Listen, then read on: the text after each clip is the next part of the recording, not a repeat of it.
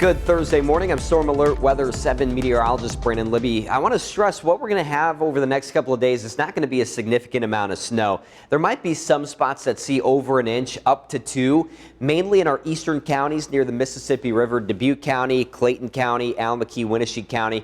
Most everybody will see about an inch or less, but there will still be some travel impacts, mostly driven by the winds. We're going to see these winds shifting to the southwest today. They'll gust about 25 to 30 miles per hour as that snow is coming down in the afternoon.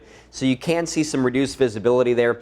Also, with what we see for today, most crashes happen with less than 2 inches on the ground because people get overconfident when they don't see all the snow on the ground. So you still want to take it safe and slow out there for today. We're going to see the winds starting to tilt back to the west for tonight, gusts around 30 miles per hour. Then the real problems come in tomorrow as the winds orient from the northwest, and they're even stronger, gusts up to 40, and that could lead to some blowing snow and low visibility and what we call horizontal convective rolls. Now let me explain this here a second. These are parallel bands of wind-driven snow that's either falling and or blowing snow. So you don't necessarily need new snow falling to get these horizontal convective rolls, but they can produce some falling snow as well. They appear as stripes on satellite and radar, and you'll see it on Futurecast here in just a second.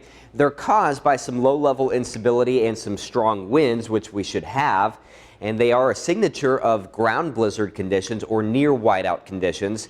It's a similar situation to what we had about a week before Christmas, I think December 18th. We had these blizzard warnings issued across the area. We had these bands of blowing snow and falling snow that set up, and that just kind of leads to really significant travel problems for those spots that we see it.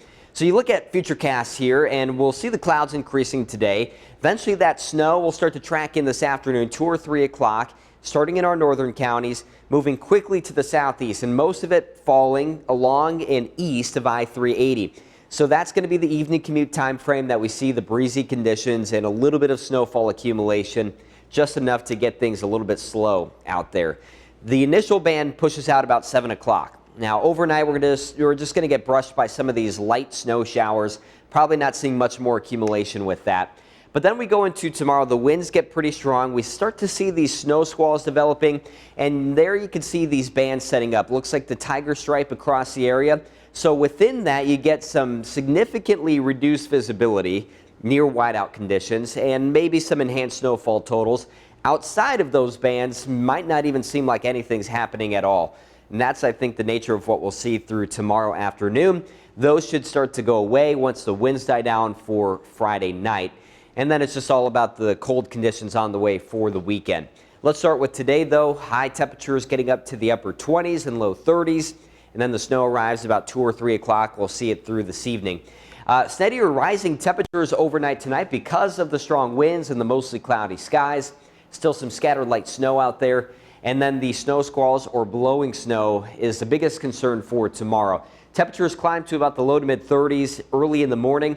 And then the temperatures fall through the day, and we'll look at these wind chills down to about 5 degrees by the evening hours of Friday. Friday night between about 15 below and 5 degrees below zero.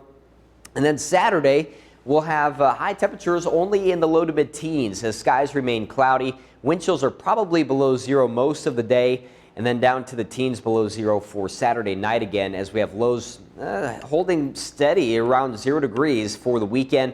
We'll try to bounce back to the low 20s on Sunday, but then another shot of cold air on MLK Day with a high of 11. Should be dry into next week, but temperatures certainly struggling, and they'll be below normal out through at least Wednesday.